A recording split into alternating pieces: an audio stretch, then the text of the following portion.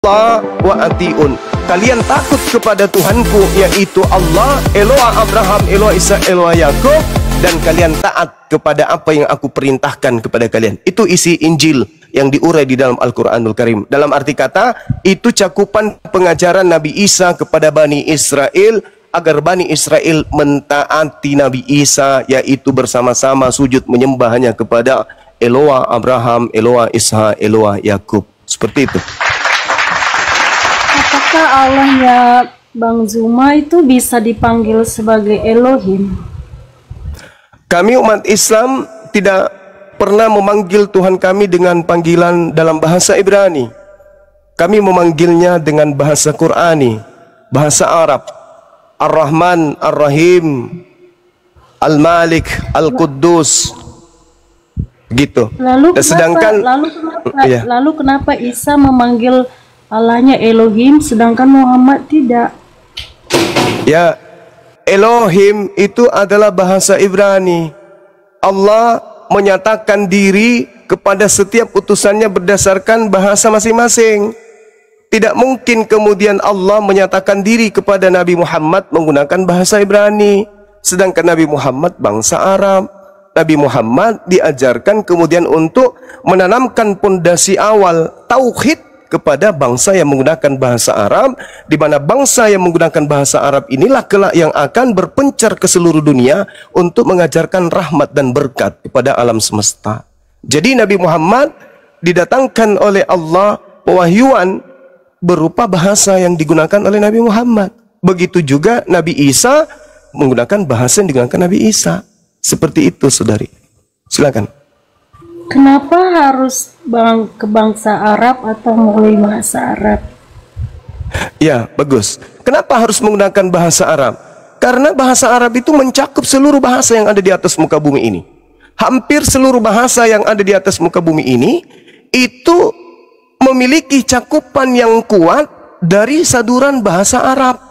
Dan bahasa Arab itu memiliki dan Al-Quran itu ketika menggunakan bahasa Arab itu memiliki mukjizat yang kemudian bisa diurai berdasarkan bahasa. Contoh, mukjizat yang meliputi Al-Quran yang bahasa Arab, ada yang disebut Al-Ijazul Balaghah, yaitu mukjizat dari segi keindahan sastra atau balaghah. Itu tidak dimiliki oleh bahasa lain. Yang kedua, Al-Ijazul Tasyri', yaitu kemukjizatan yang dimiliki oleh Al-Quran dari segi persyariatan, yaitu hukum-hukum, di mana pada saat menetapkan hukum-hukum tersebut, hukum itu adil, hukum itu sempurna, hukum itu komprehensif, dan bisa menjadi klop ketika menggunakan bahasa Arab sebagai pengantarnya. Yang ketiga, yang pertama adalah Al-Ijazul Balaghah. Yang kedua adalah yang ketiga adalah Al-Ijazul Ilmi. Al-Quran itu menggunakan bahasa Arab karena dipandang memiliki kemukjizatan dari segi ilmu pengetahuan.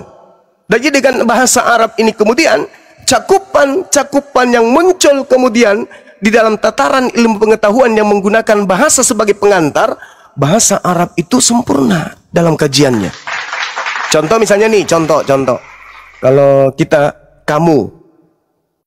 Kalau kamu, kita belum tahu nih, kamu di sini perempuan atau laki-laki. Kalau bahasa Arab, kamu laki-laki artinya anta. Kamu perempuan, anti. Kalau bahasa Inggris, kamu perempuan, apa bahasa Inggris yang kamu perempuan? Bom-bom. Bim-bim. Kalau laki-laki, kamu laki-laki, bom-bom. Nggak ada, itu aja sederhananya. Kalau misalnya bahasa Indonesia kamu laki-laki, apa bahasa Indonesianya? Kamu laki-laki, panjangan. Kalau bahasa Inggris, bahasa Jepang. Tapi kalau bahasa Arab, dengan menyebut kata anta, sudah tahu itu laki-laki. Hanya menyebut anti, sudah tahu itu perempuan. Sorry. Silakan. Ya, kalau seandainya ada orang Muslim yang berbangsa Ibrani, iya, apakah dia bisa memanggil Allah itu sebagai Elohim? Dia kan orang Ibrani nih, tapi dia Muslim. Masya Allah, Masya Allah. Jadi ketika kemudian mereka dalam kehidupan sehari-hari sebagai makhluk sosial, boleh. Ya Rob, Sama orang Kristen selalu manggil ya Rabb, ya Allah. Boleh kalau dalam tataran kehidupan sebagai makhluk sosial. Tapi dalam hal ibadah, mereka wajib menyebut nama Tuhan dengan sebutan yang sesuai dengan kitab sucinya. Wajib itu. Karena sembahnya adalah Allah, kemanapun pergi tetap Allah. Nama Tuhan kemana-mana yang betul itu kecuali gelar yang bisa berubah. Tapi kalau nama tidak bisa berubah. Nah, inilah yang saya kasih contoh semalam tentang laso bolong. Tidak boleh diterjemahkan nama itu, nanti maknanya berubah. Jadi nama itu tidak boleh diterjemahkan. Dimanapun nama itu tetap sama. Misalnya saya, Bang Zuma, ketika kemudian ke luar negeri ya harus dipanggil Zuma. Kemanapun saya pergi tetap Zuma. Kenapa kemudian tidak menggunakan nama Allah di dalam kitabnya orang Yahudi? Karena Allah hanya menyatakan diri sebagai gelar-gelarnya saja, bukan sebagai nama pribadi, hanya gelar. Sama seperti Al-Quran, Huwallahul ladzi la ilaha illa huwa alimul ghaib wasyahada huwar rahmanur rahim. Itu hanya gelar-gelar atau sifat-sifat yang melekat pada diri Tuhan. Tapi hak mutlak nama yang ada pada dirinya itu adalah Allah. Jadi kalau orang Yahudi masuk Islam nyebut Allah. Kalau mereka kaget, ya Elohim, boleh. Karena merujuk kepada hakikat pencipta langit dan bumi dalam hidup sosialnya sebagai seorang Yahudi. Seperti itu. Selama Elohim yang dimaksud di sini adalah Eloah Abraham, Eloah Ishak, Eloah Yakub yang menyatakan diri kepada Abraham, Ishak dan Yakub, kepada Nabi Ishak dan Nabi Ismail. Gak apa-apa, gak masalah. Bukan peler hitam, saudara Ati. Kalau Aduh, saya Ati. Allahnya Musa itu bernama Yahweh. Itu gelar. Yahweh itu bukan. Yahweh itu sembahannya orang Mesir kuno. Itu adalah dewa yang bukan perempuan, bukan juga laki-laki. Dewa apa namanya itu kalau bukan laki, bukan perempuan. Itu Yahweh itu tidak dikenal. Orang Yahudi tidak nyembah Yahweh. Mungkin yang Anda maksud itu Yehova kali. Kalau Yahweh itu dewa Mesir. Kalau Yehova, Yot-Heh-Vaveh atau yang mereka sebut Hasem atau Adonai, yaitu sembahannya Bani Israel dalam tataran setelah mereka mengkitabkan kitab yang berasal dari Esra, bukan dari Nabi Musa alaihissalam. Karena dari Musa abad 14 sebelum Masehi itu kehilangan arah. Dari Musa ke Amos bin Nun itu Yosua bin Nun itu kemudian kehilangan arah, kemana Torah itu pergi. Apalagi setelah ada pemberontakan orang-orang Katolik masuk membasmi orang-orang Yahudi di Yerusalem, Palestina, itu tambah hancur. Semua yang menemukan kemudian Torah atau yang membaca Torah itu dimati, dipenggal, digantung. Itu tertulis ceritanya di kitab MKB 1 dan 2. Seperti itu. Silakan. Bang Zuma kan tadi mengatakan Allahnya Musa itu sama dengan Allahnya Muhammad. Iya. Allahnya Musa itu dia mengharamkan unta. Kenapa di zaman Muhammad unta itu dimakan? Iya, baik. Jadi seperti yang saya gambarkan tadi, saudariku ya, di dalam surah Al-A'raf ayat 145, Allah Subhanahu wa taala memberikan syariat itu hanya kepada Bani Israel. Jadi hukum syariat yang diberikan Allah kepada Bani Israel berlaku kepada Bani Israel.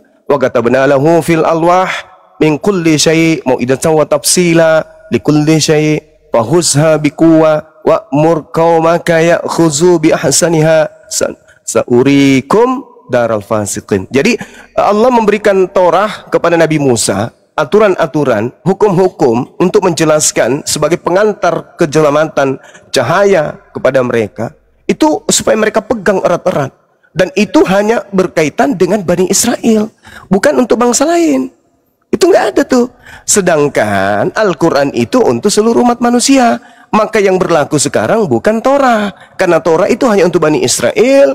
Dan setelah kemudian mereka melupakan dan merubah dan mengganti kitab suci firman Tuhan, mereka mencampur adukkan itu, maka Al-Quran datang sebagai pondasi akhir, perjanjian akhir, yaitu Al-Quran. Makanya Nabi Muhammad ketika datang, ya ayuhan nas, wahai seluruh umat manusia, inni rasulullahi ilaikum jami'a, aku ini adalah utusan Tuhanmu untuk kalian semua. Sedangkan Nabi Musa, ya Bani Israel. Nabi Isa, ya Bani Israel. Hanya untuk Bani Israel. Yesus hanya untuk Bani Israel. Matius 15 nomor 24. Bukan untuk semua bangsa. Makanya kalau kita cari di dalam kitabnya Kristen, saudara kita, tidak ada itu Yesus mengaku, aku diutus kepada seluruh manusia. Itu nggak ada. mau sampai dibolak-balik, kecuali nanti ke depannya direvisi ya, wallahu alam bisawab.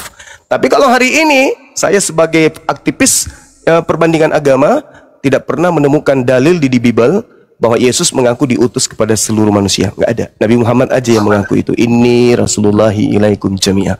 Sekira begitu sementara saudariku. Adinda yang ada di bawah tolong naik, saya mau ibadah sejenak. Jangan kemana-mana saudariku, saya ibadah aja. Nanti insya Allah saya akan hadir kembali 10-15 menit.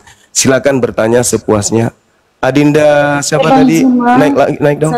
Atau siapa yang ada di bawah boleh naik. Terakhir, boleh. maksudnya gini kan? Iya silakan. Katanya kan Taurat itu hanya untuk Bani Israel. Kalau begitu kenapa Muhammad menyuruh umat Muslim sunat? Bukankah itu hanya untuk orang Israel? Baik. Masya Allah, ini pertanyaan yang sangat baik. Begini saudariku ya, kami sunat bukan karena ikut Torah. Demi Allah, kami bersunat itu bukan karena ikut Taurat. Lalu karena perintah Allah langsung. Apa perintah Allahnya? Tsumma auhayna ilaika anittabi'a millata Ibrahim hanifa. Hanif. Jadi Nabi Ibrahim itu lurus. Perintahnya kemudian, wahai Nabiku Muhammad, ikutilah ajaran Nabi Ibrahim yang lurus. Apa ajaran Nabi Ibrahim? Nabi Muhammad kemudian menjelaskan, yaitu bersunat. Nabi Ibrahim bersunat. Perintahnya ikuti Nabi Ibrahim. Berarti dengan kata lain, kami diperintahkan untuk ikut sunat Nabi Ibrahim. Kami tidak disuruh ikuti sunatnya orang Yahudi, bukan. Atau sunatnya yang ada dalam Torah, bukan. Torah itu ada di zaman Nabi Musa. Sedangkan perintah sunat lebih dulu, zaman Nabi Abraham. Dan kalau saudari saya melihat di dalam Kejadian 17 nomor 6, 7 dan seterusnya, di situ Tuhan mengangkat, memproklamirkan, wahai Abraham, hukum sunat kulub ini adalah perjanjian kekalku antara kamu, anakmu, keturunanmu secara turun-temurun sebagai perjanjian kekal tanpa akhir. Nah, Nabiku Nabi Muhammad, yang gimana? Bang Zuma bacakan ayat yang barusan, di mana tertulis itu? Itu jelas itu, saudara. Summa auhayna ilaika anittabi'a millah. Kalau Anda belajar bahasa Ibrani, millah itu perjanjian kekal sunnat. Coba Anda lihat di dalam kitabnya orang Yahudi tentang millah. Kalau berbicara mengenai millah, itu berbicara mengenai sunnat. Kalau tidak percaya silakan Anda gimana ceritanya ya? Silakan yang sering-sering ke Google. Iya. Kalau tidak percaya silakan Anda buka Google, atau adik saya boleh bukakan nanti. Millah Ibrahim itu adalah sunnat. Jadi perjanjian sunnat itu dikenal dengan millah Abraham. Itu perjanjian sunnat. Nanti dibantu sama adik saya. Iya. Maksud saya gini, untuk saya harus ibadah Ibrahim itu Bang Zuma bacanya di mana? Di Taurat atau di... Saudariku, saudari, baik. Nabi Muhammad begini, kata Allah, Nabi Muhammad itu menerima wahyu dan bukan dari dirinya sendiri. Nah, wahyu yang diterima oleh Nabi Muhammad itu berupa ilham yang masuk ke dalam dirinya, di mana ilham inilah yang menjadi kekuatannya untuk memutuskan atau menjatuhkan atau menetapkan satu perkara yang disebut sunnah. Maka Nabi Muhammad dalam sunnahnya, di hadisnya, ungkapannya dia katakan, Nabi Abraham itu sunnat di usia 80, lalu kemudian Nabi dan fitrah itu adalah salah satunya adalah sunnat. Maka kami diperintah oleh Nabi Muhammad untuk bersunnat, wajib bagi laki-laki. Begitu saudari. Maaf saya harus ibadah dulu. Dinda Alfi silakan dibantu saudari kita jawab seluruh pertanyaan beliau sebisa mungkin sesuai dengan kaidah yang kita tahu. Kalau ada yang kita tidak tahu nanti kita sampaikan, itu PR. Silakan. Saya izin dulu ya, sahabat-sahabat. Yaudah, Alfi mempertanggungjawabkan ini dulu ya Kak Kismis ya, soal An-Nahl ayat 123 tadi. Di dalam An-Nahl ayat 123 dikatakan bismillahirrahmanirrahim, summa auhayna ilaika anittabi' millata Ibrahim hanifa. Di sini ada kata millah Ibrahim, Kak. milah ini memang di dalam terjemahan Kemenak dia diterjemahkan sebagai kata agama. Sementara yang kami ketahui pada bahasa Arab itu agama itu berasal dari kata din, bukan milah. Nah, milah ini luas cakupan pemaknaannya. Nah, kalau kita berbicara soal milah, salah satunya saya menukil dari Jewish Learning ini ya. Ini pembelajaran keyahudian. The Brit Milah. Apa sih Brit Milah itu? Ntar kita menemukan ini kakakku. It's the Jewish ceremony in which a baby boy is circumcised. Jadi Brit Milah itu adalah ritual Yahudi dalam menyunatkan baby boy, anak laki-laki. Gitu kak. Ini milah. Britnya seremoni, milahnya circumcised. Jelas Kak Kismis?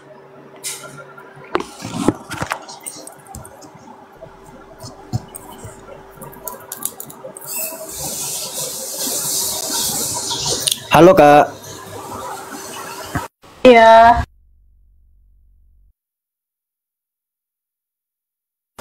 Oke, pertanyaan berikutnya. Pertanyaan berikutnya balik ke Isa tadi ya. Isa ini kan menurut Muslim apakah sama dengan Yesus yang di Bible? Secara linguistik bahasa itu sama. Isa alaihissalam, Iso Mesiha dalam bahasa Aramaik, Yesua Hamasyah dalam bahasa Ibrani.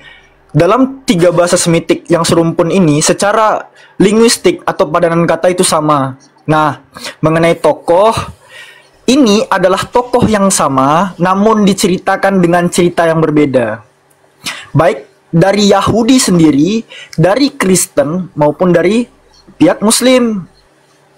Gitu Kak. Dari 3 aliran ini menceritakan sosok satu tokoh ini dengan cerita yang berbeda. Gitu Kak. Demikian.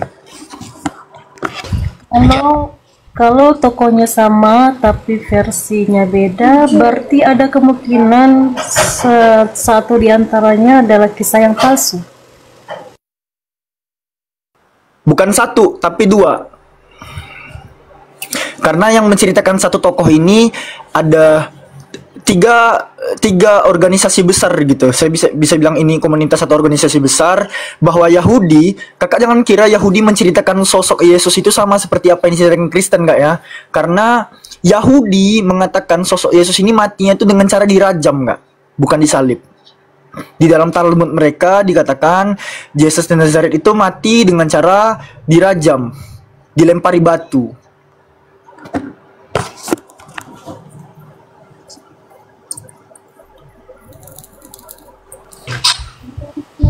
Iya, kalau di Alkitab atau Bible kan kisah Yesus ini memang disalibkan.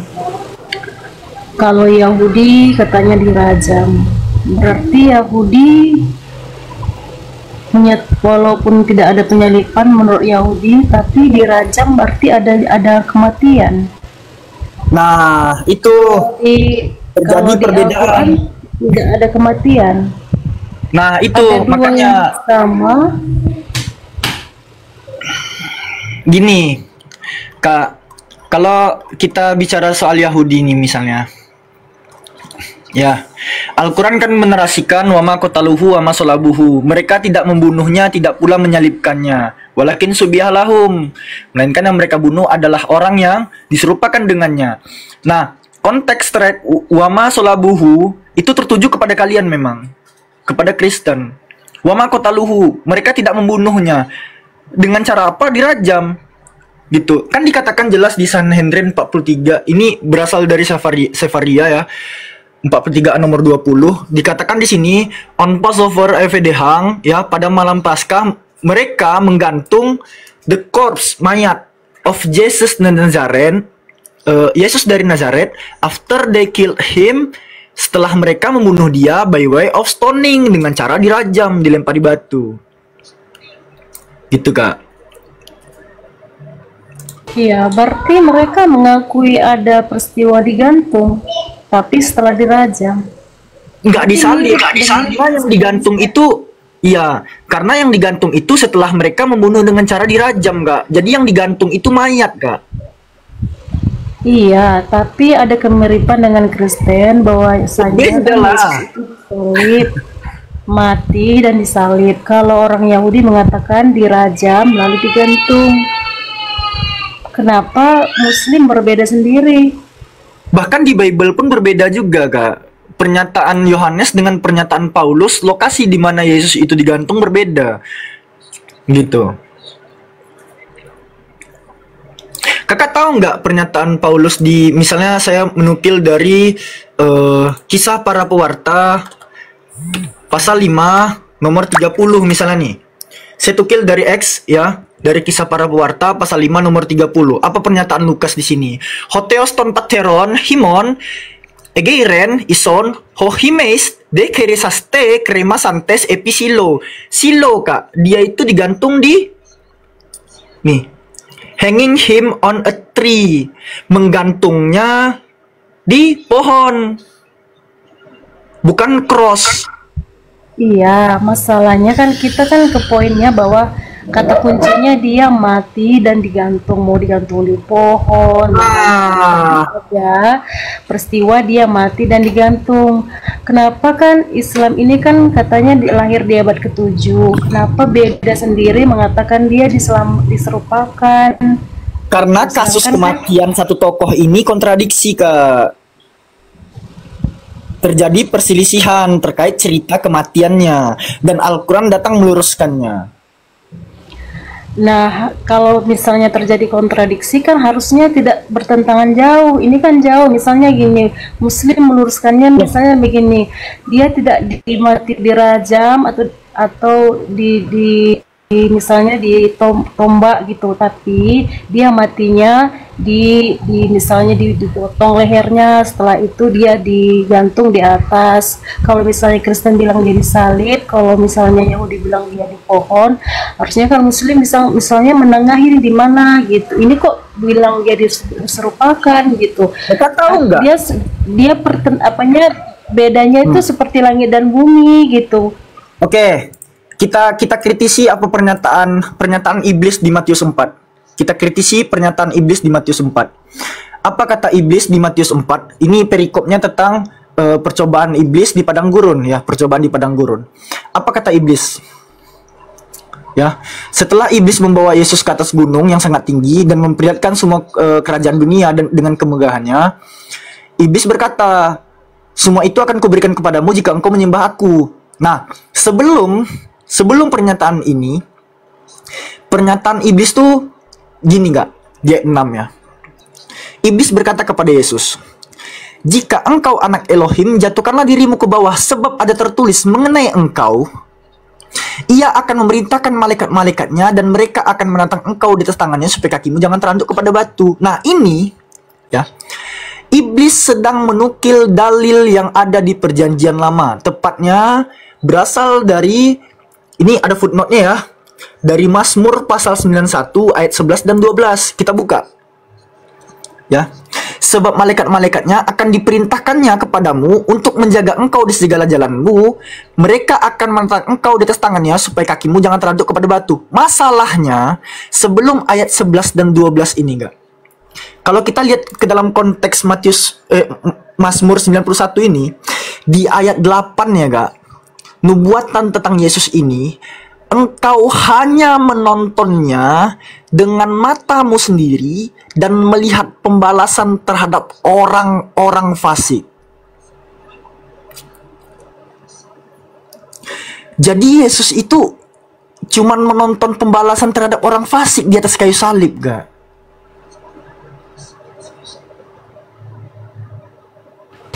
Kalau di Lukas bagaimana? Itu kan lagi pula itu kan Zabur Mazmurnya Nabi Daud. Kenapa abang mengutip Mazmur Nabi Daud dan menyalahkan Nabi abang sendiri? Oke, kita ke Lukas. Nggak apa-apa, saya ikuti.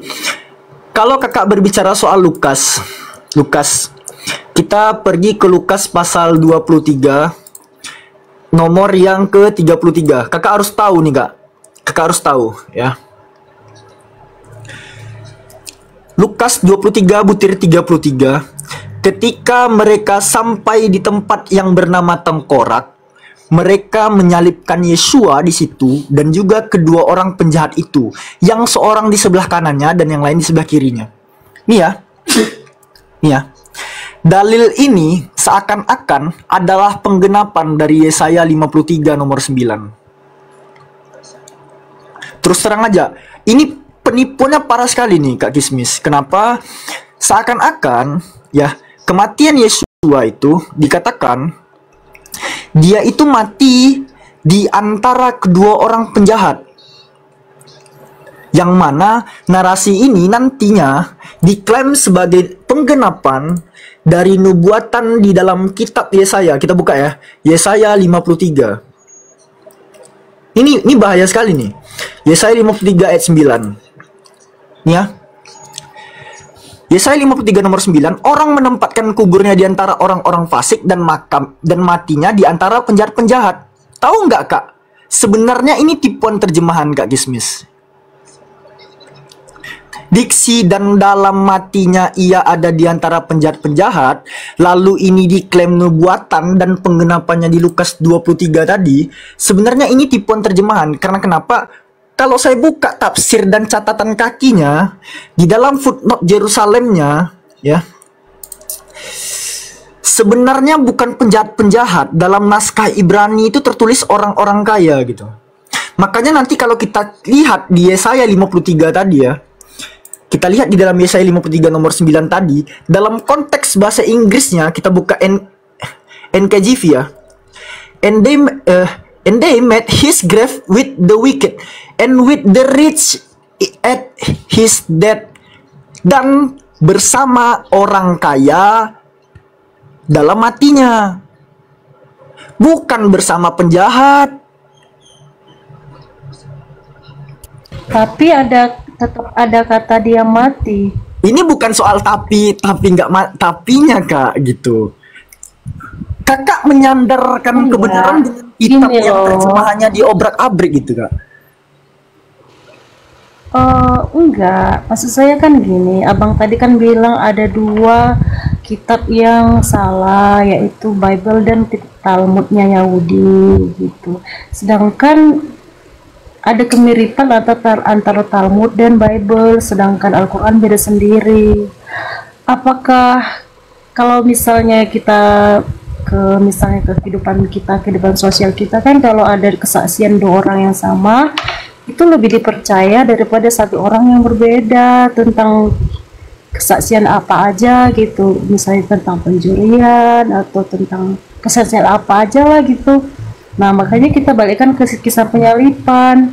Kenapa kitab yang abad ke-7 ini kok beda sendiri? Lalu kan kalau di Bible ini kan kisahnya, kronologinya ada, orang-orang yang membunuhnya, saksi mata ada, di tahun berapa, di bawah pemerintahan siapa ada gitu. Kenapa yang kitab yang dibawa oleh Muhammad ini kok tiba-tiba kok berubah sendiri tapi nggak ada kronologinya gitu? Kalau memang dia betul diserupakan, harusnya kan di situ ada peristiwa-peristiwanya yang hampir mirip dengan Bible. Lalu tiba-tiba misalnya gini, ada seorang misalnya namanya si Udin gitu, si Udin lalu melihat bahwa Yesus itu diserupakan, lalu dia terbang gitu. Kenapa kok tiba-tiba nggak ada saksi, nggak ada kronologi, dia tiba-tiba diangkat gitu.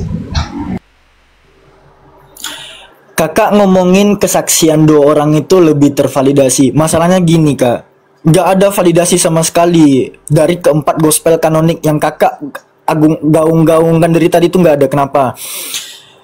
Ini alasannya kenapa saya masih menjadi seorang muslim Kak, dan bangga sekali saya orang tua saya itu seorang muslim. Pertama, kakak harus tahu, penulis gospel keempat-empatnya anonimus semua. Penulisnya nggak diketahui, tapi tulisannya dipercaya. Coba, ini logika dasar dari mana nih? Gitu. Coba, ini gue bawa data dari Katolik misalnya nih ya, Katolik Identitas. Ini .bni.education ya, ini punya universitas gitu. Nah, apa diterangkan oleh mereka-mereka di sini? The authorship ini kita translatekan aja lah ya. Apa dikatakan di sini soal Markus ya? Pengarang Injil yang diberi nama Markus tidak diketahui. Markus 1 nih gak. Matius apalagi gak? Matius juga dikatakan demikian. Pengarang Injil yang diberi nama Matius juga tidak pasti. Lukas, apa dikatakannya? Keaslian Injil yang diberi nama Lukas juga tidak pasti, apalagi Yohanes, Kak. Yohanes yang kalian sering bawa pada mulanya firman itu, keaslian Injil yang diberi nama Yohanes masih menjadi misteri.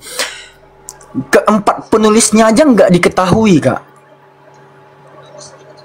Keempat penulis gospel yang di kanon ini tidak diketahui siapa.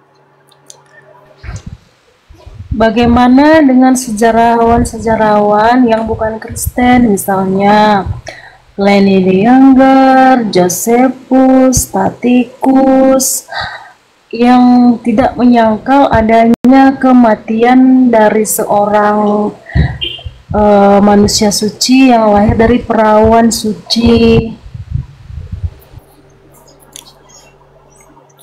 Mana data dari Flavius Josephus Tacitus itu, mana dia? Saya pengen lihat tuh. Yang sering digaung-gaungkan Elia Moran juga kan, mana tuh tulisan mereka?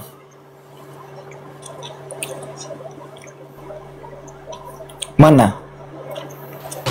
Itu kan sejarawan yang terkenal, diakui oleh dunia. Iya, tapi tulisannya mana? Tulisannya mana?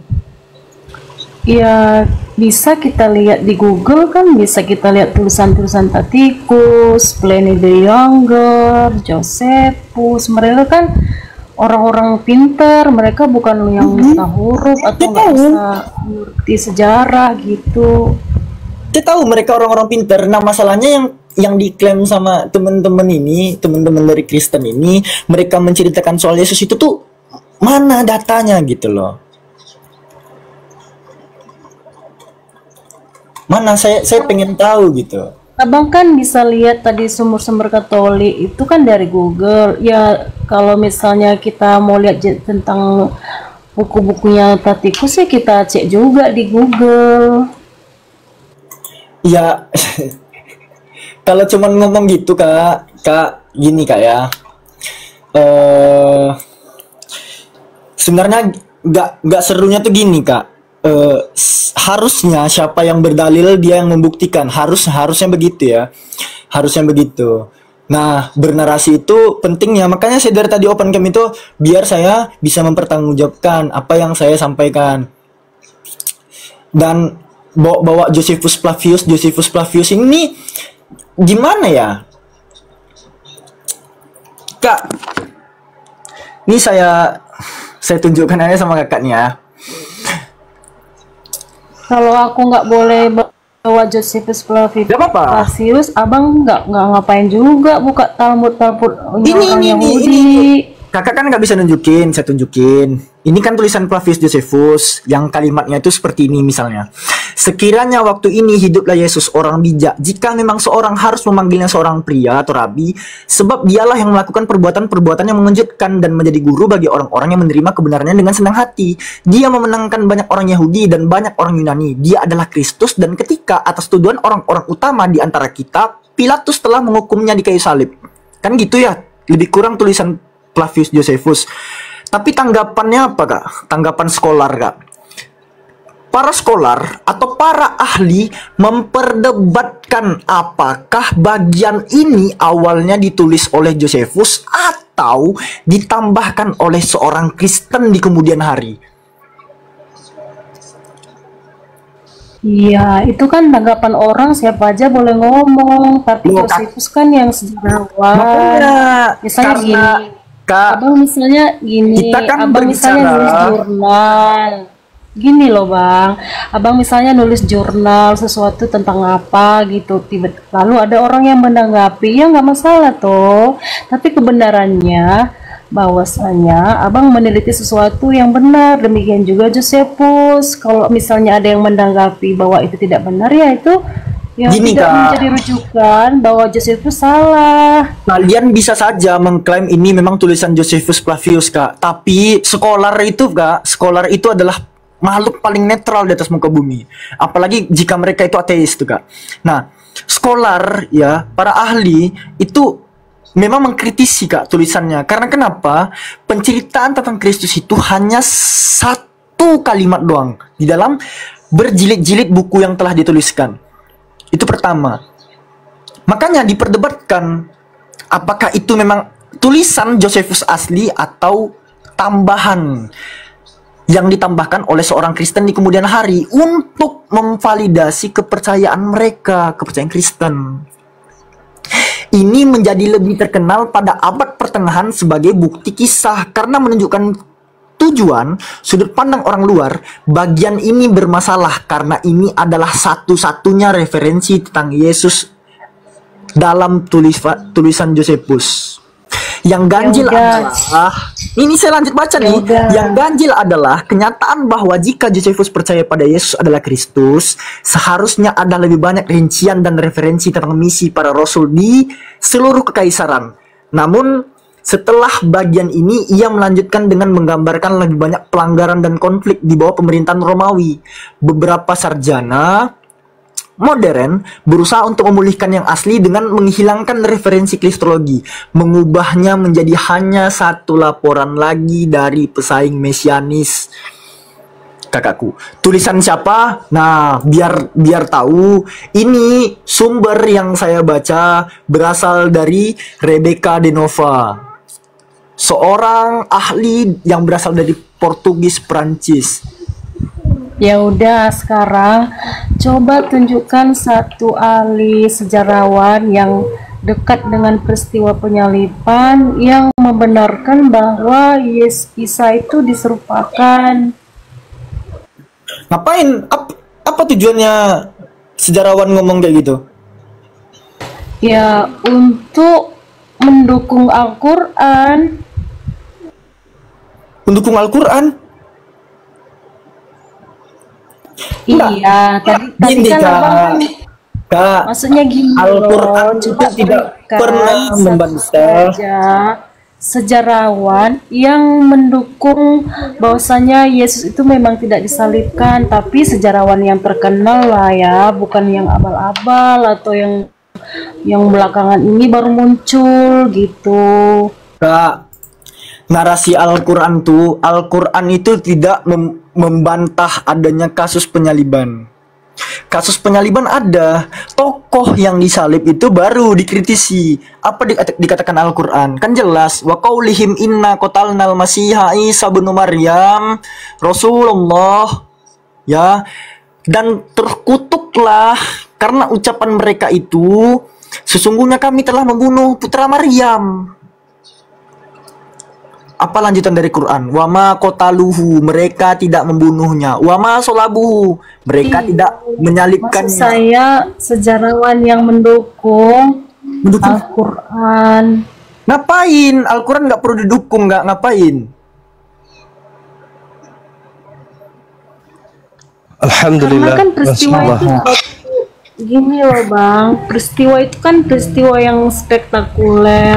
Masa kan nggak ada yang mendukung bahwasanya Isa tidak disalibkan gitu. Nih, penutup nih ya sebelum dilanjutkan Bang Zuma. Kakakku, yang pertama, karena kakak membawakan kisah Flavius Josephus tadi dan saya telah membantahnya dengan pernyataan scholar, maka antitesis yang kakak keluarkan itu nggak ada, Kak, untuk membantah pernyataan saya bahwa para ahli itu memperdebatkan bagian ini awalnya ditulis oleh Josephus atau ditambahkan oleh seorang Kristen di kemudian hari. Ini nggak bisa kakak bantah. Lalu yang kedua, Kak, kalau kakak mempertanyakan sejarawan mana yang mengatakan oh ada peristiwa yang menyatakan bahwa Nabi Isa itu diserupakan, nggak perlu, Kak, nggak perlu. Kenapa? Karena gini kakakku ya, penyaliban itu tetap ada. Umat Muslim itu nggak membantah hal tersebut gitu. Penyaliban itu tetap ada, tapi Allah menggantikan utusannya dengan seorang yang fasik, seorang pendosa gitu, seorang yang terkutuk di atas kayu salib, Galatia 3:13.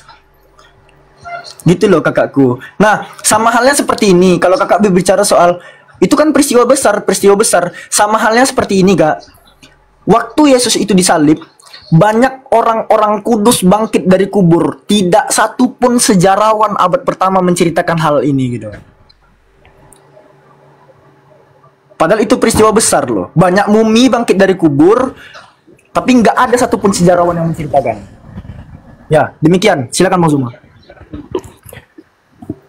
Baik, syukran Adinda. Jadi gini, Saudari Kismis, jadi gini. Apa yang diceritakan oleh buku yang konon ceritanya sejarawan itu tidak dibantah oleh Al-Quran, dan sejarawan pun tidak membantah Al-Quran terkait penyaliban. Al-Quran hanya menganulir Nabi Isa alaihissalam, mensucikan Nabi Isa. Penyaliban itu ada, sejarawan mengatakan penyaliban ada, yang disalib namanya Yesus. Al-Quran tidak mengatakan penyaliban itu tidak ada. Al-Quran mengatakan penyaliban itu ada, pembunuhan itu ada. Sejarawan mengatakan hal yang sama kan? Nggak ada yang keliru di situ. Hanya saja Al-Quran mengatakan yang disalib bukan manusia suci.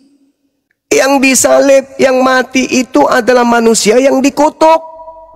Manusia yang dihinakan oleh pencipta langit dan bumi. Nah, ini yang harus dibantah oleh Kristen. Ini yang harus dibantah oleh saudara-saudara kami Kristen, yang dibantah Bible.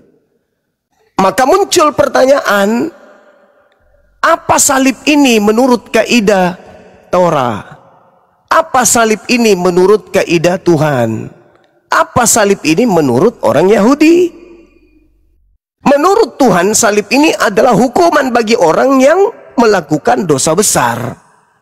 Yesus bisa nggak masuk di situ? Nggak bisa. Satu poin untuk Al-Quran. Menurut Yahudi, yang dihukum ini orang benar atau orang yang bersalah? Orang bersalah. Adakah kesalahan Nabi Isa? Adakah kesalahan Yesus? Tidak ada. 2 poin kebenaran untuk Al-Quran. Yang ketiga, menurut Torah, yang dihukum itu adalah orang yang dikutuk oleh Elohim. Pertanyaannya, apakah Yesus dikutuk oleh Elohim? Jawabannya tidak. 3 poin kebenaran untuk Al-Quranul Karim. Lalu kalau 3 poin kebenaran ini bantah, saudariku, boleh dong kami cicipi sedikit doktrin dan dogma dari gereja. Apa hal yang menyebabkan orang suci, orang mulia, orang yang dikutuk, dimuliakan oleh Tuhan, dikasihi oleh Tuhan sebagai jalan kebenaran, malah mati dikutuk di atas pohon, di atas salib? Apa dasar pijakannya? Apa yang bisa menjadi pembenaran? Ini yang kami rindu. Pingin masuk sedikit mencicipi doktrin itu. Tetapi kalau dari segi iman, Islam menolak. Dari segi Elohim, Elohim menolak. Dari segi Torah, Torah menolak. Dari segi Yahudi, Yahudi menolak. Dalam perspektif hukum kutuk atau hukum salib itu sendiri. Lalu apa yang bisa membenarkan penyaliban itu terjadi kepada orang yang suci? Doktrin dogma. Iya, silakan Anda uraikan. Ada Al-Quran tidak menolak ada proses penyaliban. Nah, berartinya di situ kan memang ada tentara Romawi, ada orang-orang Yahudi, ya kan? Iya. Nah, terus pertanyaan saya gini, proses Isa ini diserupakan bagaimana? Apakah dia terangkat, nggak ada yang lihat, atau ada yang lihat? Lalu, apakah yang diserupakan ini dia kenapa nggak teriak-teriak aku bukan Isa gitu? Kenapa kok pasrah aja dia disalib, padahal dia diserupakan, nggak ada angin, nggak ada hujan, tiba-tiba disalib gitu. Bang Da, izin turun Bang Da. Boleh Adin, dah, makasih, syukran, ibadah dulu ya. Jadi gini, baik. Ya, Assalamualaikum. Jadi gini, waalaikumsalam warahmatullahi wabarakatuh. Jadi begini saudara, Al-Quran dituliskan, diwahyukan tidak bersamaan dengan keadaan penyaliban.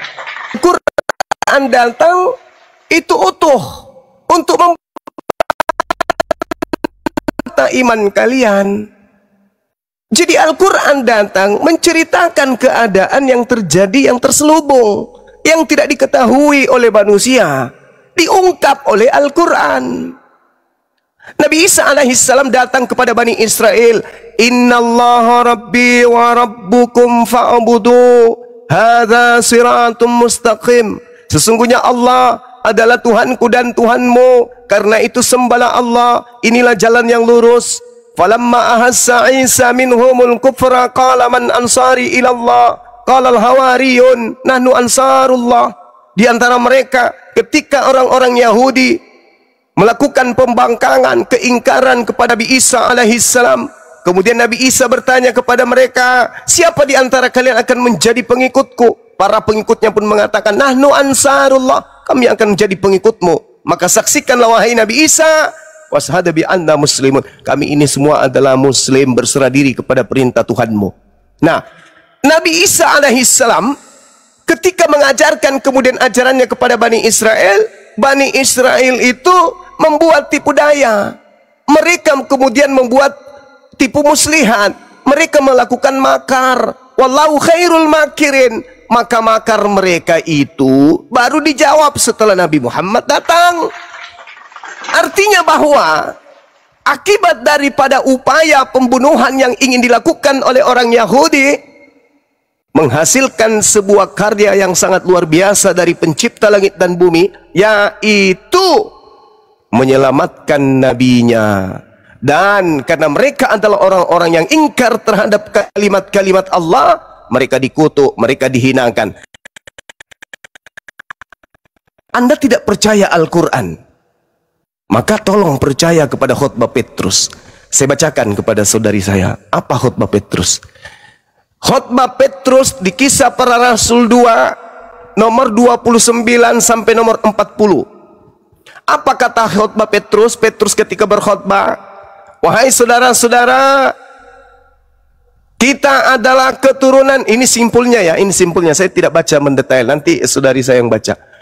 Saudara, ini keturunan Nabi Daud, dia adalah keturunan Daud, dia adalah seorang nabi, kuburan dia masih ada di tengah-tengah kita. Dia yang telah bernubuat bahwa seorang Mesias akan dibangkitkan.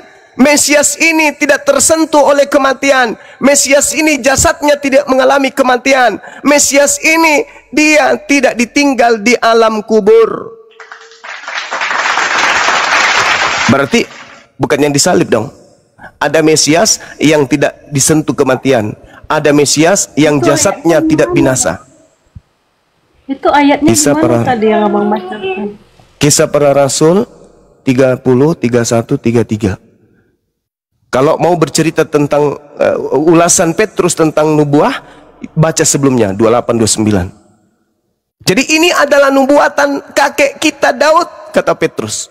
Nabi yang kuburannya masih ada di tengah kita, yang berkata Mesias akan dibangkitkan di tengah-tengah Bani Israel, jasadnya tidak mengalami kematian, jasadnya tidak ditinggal di alam kubur. Nomor 33-nya, akan tetapi tangan kanan Bapa Elohim akan mengantarkannya, mengangkatnya ke langit.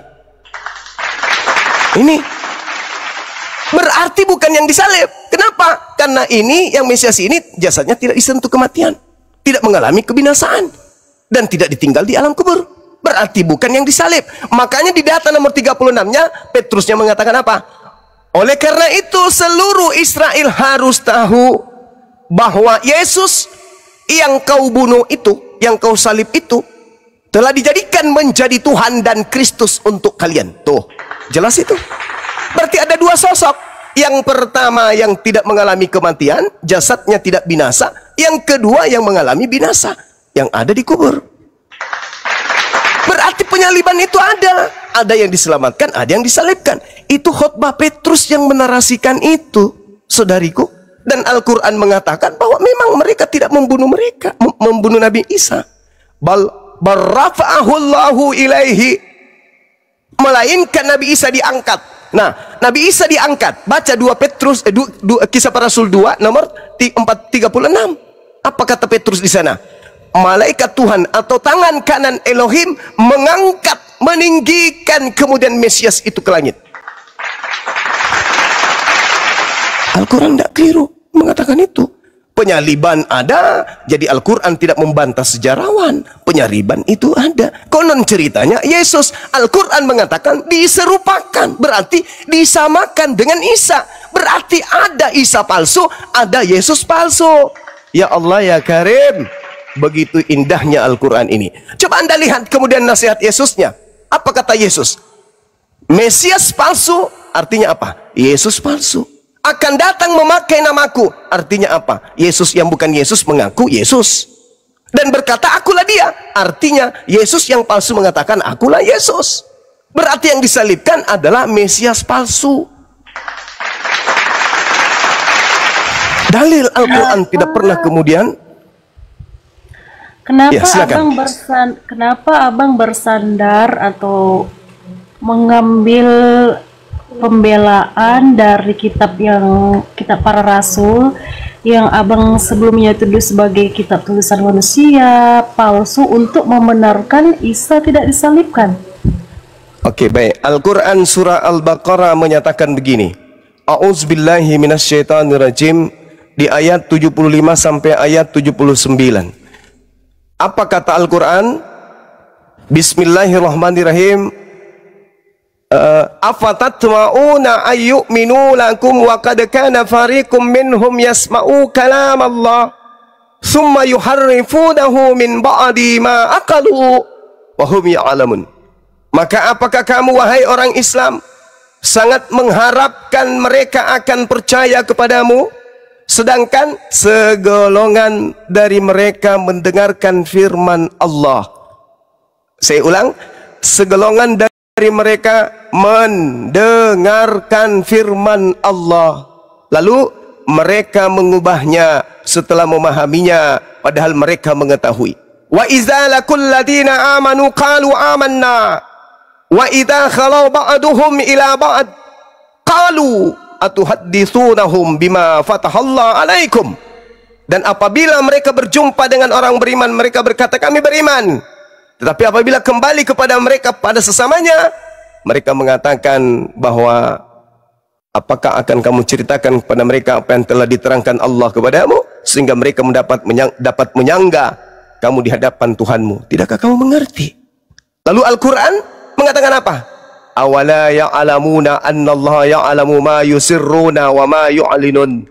Tidakkah mereka tahu bahwa Allah mengetahui apa yang mereka sembunyikan, apa yang mereka tampakkan, apa yang mereka perlihatkan, apa yang mereka sembunyikan? Allah tahu. Wa minhum ummiyuna la ya'lamuna al-kitaba illa amaniya wa inhum illa yazunnun. Dan di antara mereka ada yang buta huruf, tidak memahami kitab kecuali hanya berangan-angan dan mereka hanya menduga-duga. Saya menduga. Kalau menduga berarti ada unsur kebenaran meskipun tidak mutlak benar. Berarti ada unsur kebaikan meskipun tidak mutlak baik. Fawailul ladzina yaktubuna al-kitaba bi aydihim tsumma yaquluna hadza min indillah. Maka celakalah mereka yang menulis sebuah buku dengan tangan mereka sendiri dan berkata ini dari Allah, padahal itu bukan dari Allah, hanya untuk menjualnya dengan harga dengan nilai yang murah. Jadi Al-Quran mengajarkan kami bahwa ada sekelompok orang yang menyembunyikan, mencampur adukan. Ya ahlal kitab, lima talbisunal haqqa bil batil wa taktumul haqqa wa antum ta'lamun. Mereka menyembunyikan, mereka mencampur adukan antara kebenaran berita yang benar dengan berita yang bohong. Jadi kalau hari ini Anda mengatakan, kenapa Anda menggunakan untuk membenarkan? La, tidak sama sekali. Al-Quran sudah final. Nabi Isa alaihi salam itu diangkat, ayatnya Al-Quran surah An-Nisa ayat 158. Barrafa'ahullah ilai wa kanallahu azizan hakima. Allah mengangkat Nabi Isa alaihi salam. Mereka tidak membunuh Nabi Isa alaihi salam. Wa ma qatalu wa ma salabu walakin syubbiha lahum. Tidak dibunuh, tidak disalibkan, selesai. Apa masih butuh kitab lain? Enggak. Kami tidak beriman kepada kitab-kitab saudara. Kami hanya menyampaikan data itu, bahwa apa yang diterangkan Al-Quran itu juga ada keterangannya di dalam kitab saudara. Sekarang masalahnya di Anda. Percayakah Anda kepada kitab saudara atau justru tidak? Seperti itu adanya, saudariku. Silakan.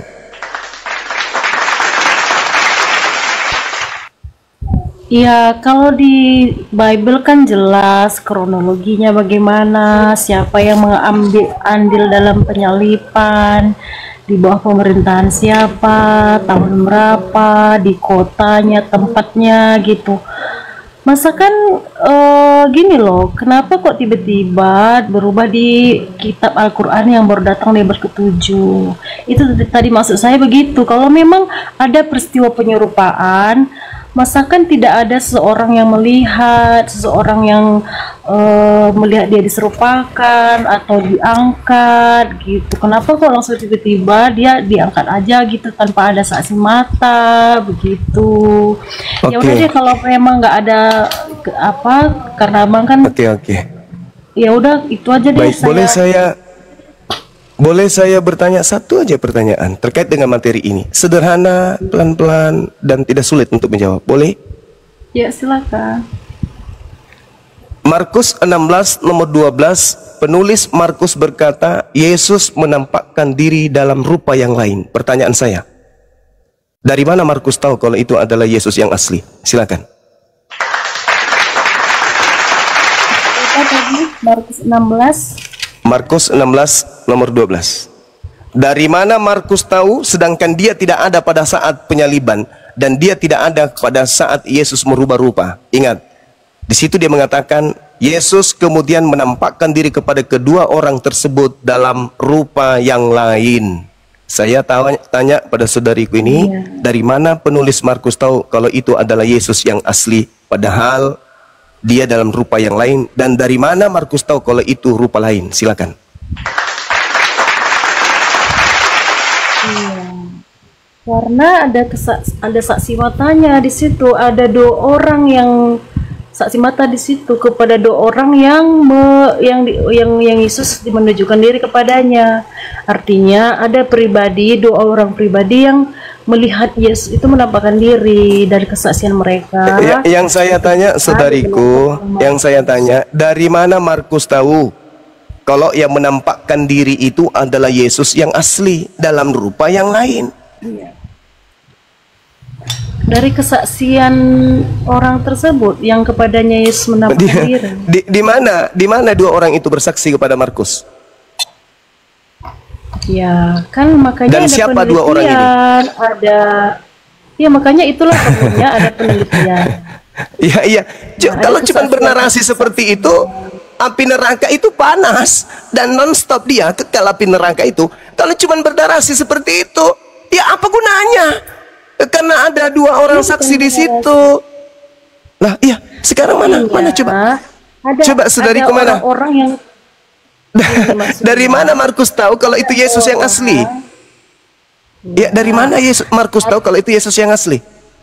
Kan ada 2 orang di situ. Selain Markus, apa hubungannya dengan orang? Justru Markus yang menarasikan. Sesudah itu Yesus menampakkan diri dalam rupa yang lain kepada kedua orang dari mereka. Pertanyaan saya, dari mana Markus tahu kalau itu adalah Yesus? Karena kan Markus merujuk kepada kesaksian orang-orang yang melihat, bukan omong kosong atau kesaksian. Iya, dari mana Markus tahu, saudari? Dari mana Markus tahu kalau itu adalah Yesus asli? Dari kesaksian 2 orang itu. Mana kesaksian 2 orang itu? Mana? Sedangkan yang menyatakan ini adalah cerita, bukan sedang menuliskan kesaksian. Mana 2 orang itu bersaksi bahwa itu adalah Yesus? Ya.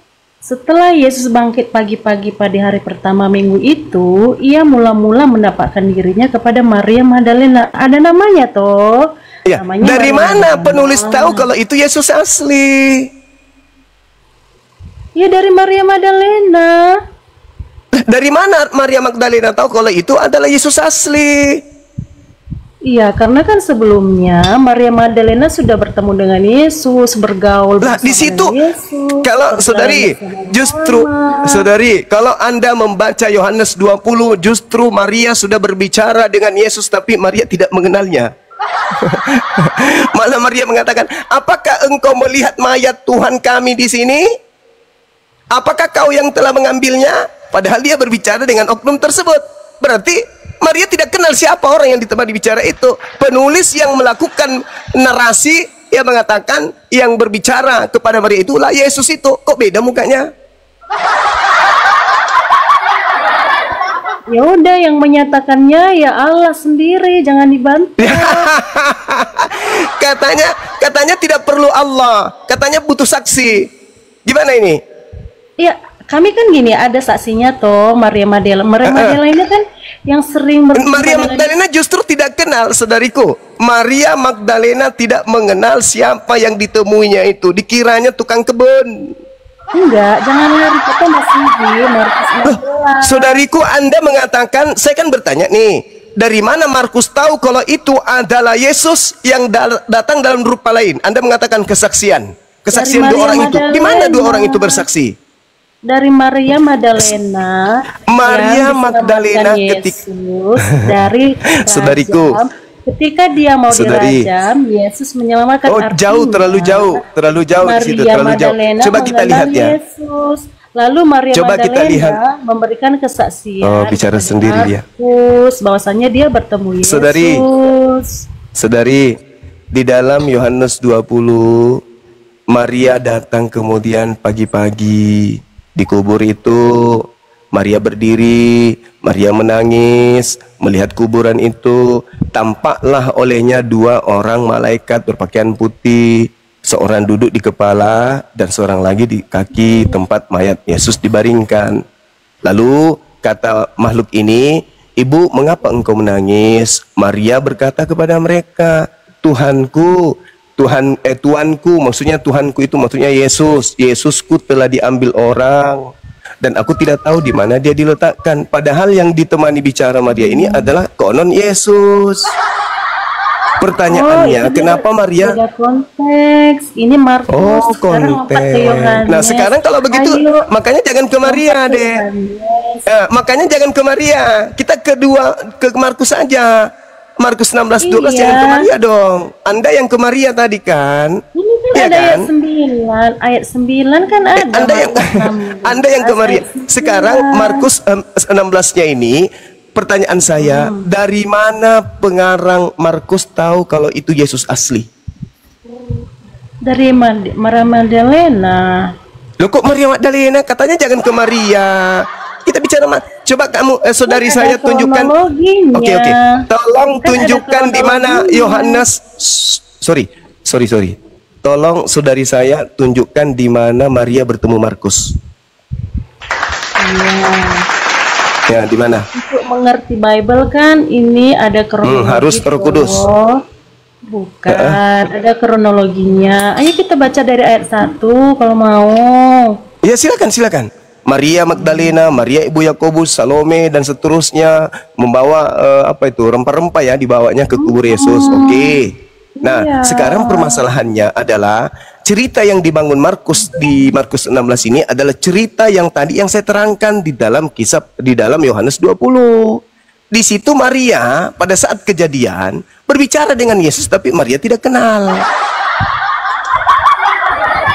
Kan begitu.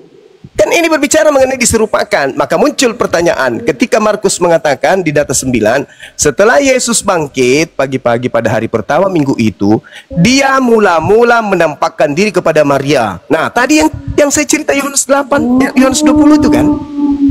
Itu kan Maria tidak mengenal Yesus. Waktu Maria tidak mengenal itu kan masih di kuburan toh. Kalau ini ya itulah yang saya tanya, saudari. Kan dari mana Markus tahu? Sudahlah ya, maaf saudari, mungkin saudari butuh istirahat. Anda susah untuk membohongi kami di sini, susah. Kami umat Islam itu berakal sehat. Maaf, Anda istirahat aja.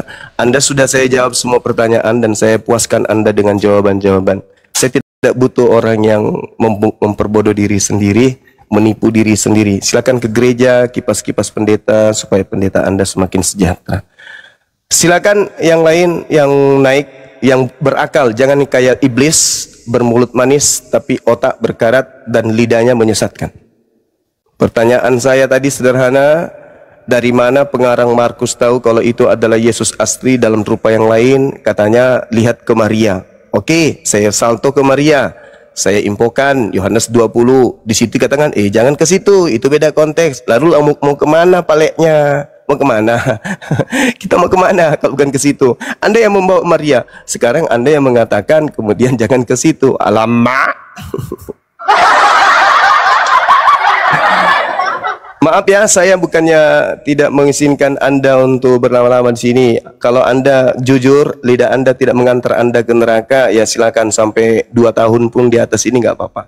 Tapi dengan cara Anda menipu seperti iblis begitu, itu nggak bagus.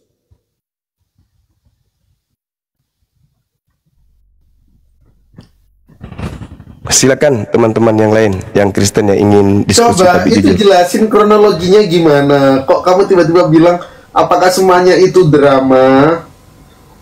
Drama kamu sama siapa, Sawina?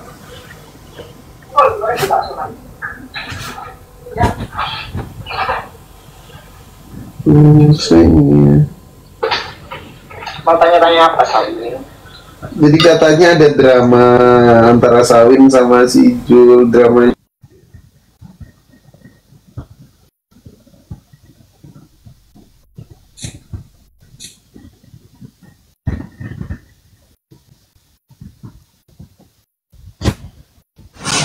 Gak ada lah kalau di New York. Ini kayaknya lawan teleponannya tadi nih. Halo saudara Kojon. Halo. Yang minta permintaan yang non muslim ya teman-teman, biar kita bisa berdiskusi dengan baik.